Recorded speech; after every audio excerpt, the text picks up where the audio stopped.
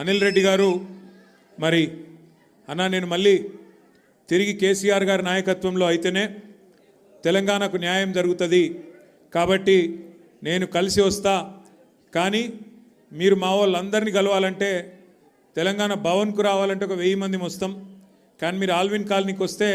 ఒక 5-6 వేల మంది వస్తారన్న మీరు రావాలి అని అడిగిండు నేను చెప్పిన ఎక్కువ మందిని కలుసుడే సంతోషం తమ్మి నేనే వస్తా అని చెప్పిన పాపం తమ్ముడు అక్కడనే ఒక ఫంక్షన్ హాల్ బుకింగ్ చేసిండు అన్ని మొత్తం మిమ్మల్ని అందరినీ పిలిస్తే ఇక మీ ఎమ్మెల్యే గారు కేసీఆర్ దయతోని మీ ఆశీర్వాదంతోని మీరందరూ ఓట్లేస్తే కారు గుర్తు మీద గెలిచిన ఎమ్మెల్యే ఇవాళ మరి మన పార్టీలకు అనిల్ రెడ్డి వస్తానంటే ఆ ఫంక్షన్ హాల్లోనికి ఫోన్ చేసి బెదిరించిండట అట్లెట్లు ఇస్తావు ఏం సంగతి నీకు నీ సంగతి చూసుకుంటా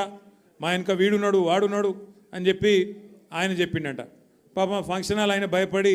ఆయన వెనకకు పోయిండు దాంతో అనిల్ని ఇంకా చాలా ఇబ్బంది పెట్టిండ్రు ఇంకా చాలా బెదిరించే ప్రయత్నం కూడా చేసినారు కానీ